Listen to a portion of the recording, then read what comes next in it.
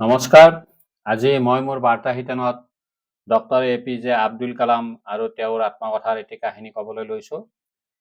আজিৰ কাহিনীটোৰ খণ্ড নং 21 নং খণ্ড। আজিৰ কাহিনীটোত 1998 চনৰ বাজপেয়ী মন্ত্ৰীসভাত কালামক মন্ত্ৰীসভাত অন্তৰ্ভুক্ত কৰিব বিচৰাৰ পিছতো কালামে বাজপেয়ীজীৰ সেই অনুৰোধ প্ৰত্যাখ্যান কৰিছিল। আৰু বাজপেয়ীজীৰ সেই অনুৰোধ তেওঁ কিয় প্ৰত্যাখ্যান কৰিছিল সেই বিষয়ে কালামে তেওঁৰ আত্মকথাত বৰ্ণনা কৰিছে। কালামে তেওঁৰ আত্মকথাত 1996 আৰু 1998 চনৰ নিৰ্বাচিত চৰকাৰ দুখনৰ সৈতে জড়িত দুটা কাহিনী ইয়াত বৰ্ণনা কৰিছে আৰু সেই কাহিনীকে মই আপোনালোকৰ ওচৰত দাঙি ধৰাৰ বাবে মই প্ৰয়াস কৰিছোঁ।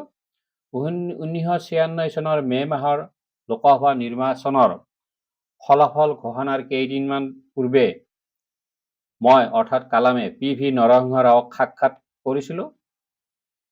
তেতিয়া তেওঁ মোক কৈছিল, কালাম, পৰমাণু পৰীক্ষাৰ বাবে তুমি সাজু হোৱা। পৰীক্ষাৰ কামত আগবাঢ়িবলৈ মোৰ অনুমোদনৰ বাবে অপেক্ষা কৰক। মই আজি তিৰুপতিলৈ যাম। নৰসিংহজীৰ ৰাওৰ কথা শুনি কালামে অনুভৱ কৰিছিল যে তেওঁ নিশ্চয় তিৰুপতিলৈ ভগৱানৰ আশীৰ্বাদ বিচাৰিয়ে যাব আৰু তেওঁ ইমান আত্মবিশ্বাসী আছিল যে তেওঁৰ নেতৃত্বতে চৰকাৰ গঠন হ'ব। কিন্তু ফলাফল ঘোষণাৰ পিছত সম্পূৰ্ণ বিপৰীত অৱস্থা দেখা দিলে।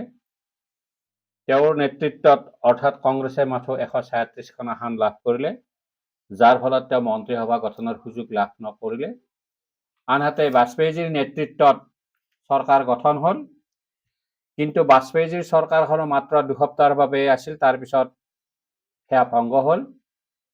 পৰৱৰ্তী HD দেৱগৌড়াই প্ৰধানমন্ত্ৰীৰ আসন গ্ৰহণ কৰে। তাৰ প্ৰায় দুবছৰ পিছত বাজপেয়ীয়ে পুনৰ প্ৰধানমন্ত্ৰী হ'ল, অৰ্থাৎ 1998 চনৰ মাৰ্চ মাহৰ কথা। 15 মাৰ্চৰ মাজনিশা তেওঁ মন্ত্ৰীমণ্ডল গঠন কৰিব। তেনেতে বাজপেয়ীৰ পৰা মোলৈ এটা ফোন আহিছিল আৰু তেওঁৰ গঠন কৰিব বিচৰা মন্ত্ৰীসভাৰ কথা মোৰ সৈতে আলোচনা কৰি মোক এটা প্ৰস্তাৱ দাঙি ধৰিছিল যে তেওঁৰ মন্ত্ৰীসভাত মই অন্তৰ্ভুক্ত হ'ব লাগে। বাজপেয়ীজীৰ পৰা এনে এটা অনুৰোধ শুনাৰ পিছত মই নিজে আচৰিত হৈছিলোঁ আৰু বাজপেয়ীজীক মই অনুৰোধৰ সুৰত কৈছিলোঁ, মই মোৰ সিদ্ধান্ত অৱগত কৰিবলৈ মোক কিছু সময়ৰ প্ৰয়োজন হ'ব আৰু সেয়ে বাজপেয়ীয়ে মোক সেই সময়কণ দিছিল। ইয়াৰ পিছতে মই মোৰ বন্ধুবৰ্গৰ সৈতে মই যোগাযোগ কৰিলোঁ আৰু তেওঁলোকৰ মতামত গ্ৰহণ কৰিব বিচাৰিলোঁ। মোৰ ভালেমান বন্ধুৱে মোক মন্ত্ৰীসভাত অন্তৰ্ভুক্তি হোৱাটো বিচাৰিছিল যদিও আৰু ভালেমান বন্ধুৱে যুক্তি সহকাৰে মোক মন্ত্ৰীসভাত অন্তৰ্ভুক্তি হোৱাটো তেওঁলোকে বিচৰা নাছিল। তেওঁলোকৰ যুক্তি আছিল, যিহেতু মই দেশৰ বাবে দুটা অতিশয় গুৰুত্বপূৰ্ণ প্ৰজেক্ট দুটাত জড়িত হৈ আছোঁ, ৰাষ্ট্ৰীয় দুটা মিছনৰ সৈতে জড়িত হৈ আছোঁ, সেয়েহে মই বাজপেয়ীৰ মন্ত্ৰীসভাত সোমাই ৰাজনীতিৰ লগত মই জড়িত হোৱাৰ তেওঁলোকে কোনো অৱকাশ দেখা নাছিল, যাৰ বাবে মোৰ ৰাষ্ট্ৰীয় মিছনৰ কাম ব্যাঘাত জন্মিব। কথাটো ময়ো যথেষ্ট পৰিমাণে চিন্তা কৰিলোঁ, ভাবিলোঁ আৰু সেয়েহে মই পিছদিনা ৰাতিপুৱা মই নিজে গৈ প্ৰধানমন্ত্ৰীক লগ কৰাৰ উদ্দেশ্যে তেওঁৰ বাসভৱনলৈ গ'লোঁ। বাজপেয়ীজীয়ে মোক ড্ৰয়িং ৰুমত বহিবলৈ দিলে আৰু ঘৰতে বনোৱা মিঠাইৰে মোক আপ্যায়ন কৰিলে। পিছত মই মোৰ কথাৰ পাতনি মেলিলোঁ আৰু মই বাজপেয়ীজীক বুজাই ক'লোঁ, যিহেতু মই ৰাষ্ট্ৰৰ বাবে দুটা অতিশয় গুৰুত্বপূৰ্ণ কাৰ্যসূচীত জড়িত হৈ আছোঁ। তাৰে এটা হৈছে অগ্নি মিছাইল প্ৰস্তুতি আৰু আনটো হৈছে পৰমাণু কাৰ্যক্ৰমৰ পৰীক্ষাৰ কাম। এয়া আণৱিক শক্তি বিভাগৰ সৈতে লগ লাগি কৰি থকা হৈছে।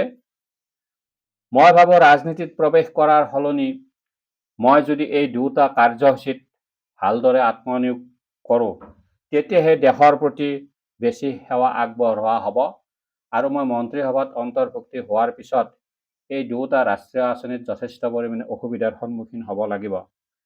অনুগ্ৰহ কৰি মোক মন্ত্ৰীসভাত অন্তৰ্ভুক্ত নকৰি দুটা কামত আত্মনিয়োগ কৰাৰ সুযোগ প্ৰদান কৰিবলৈ মই বাজপেয়ীজীক অনুৰোধ কৰিলোঁ।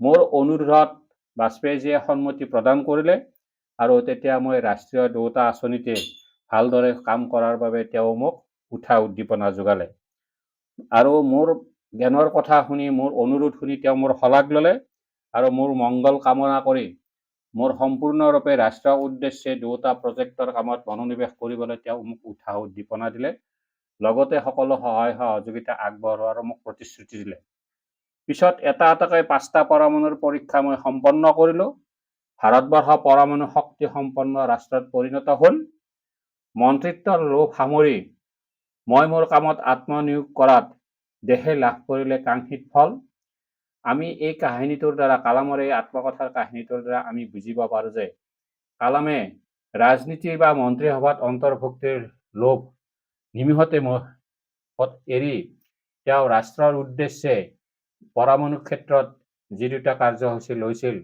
দুয়োটাতে মনোনিৱেশ কৰাৰ ফলত ৰাষ্ট্ৰই পৰমাণু ক্ষেত্ৰত এধাপ আগুৱাই গ'ল আৰু বিশ্বত সম্পূৰ্ণৰূপে পৰিচয় লাভ কৰিলে কালামৰ এই ত্যাগ বা কালামৰ এই বিকল্প চিন্তাক আমি সকলোৱে সন্মান জনোৱা উচিত দৰ্শক ৰাইজ কালামৰ আত্মকথাৰ এই কাহিনীটো ভাল লাগিলে আপোনালোকে আনলৈ প্ৰেৰণ কৰিব পাৰে আজিৰ খণ্ডটিত ইমানে মই সামৰণি মাৰিলোঁ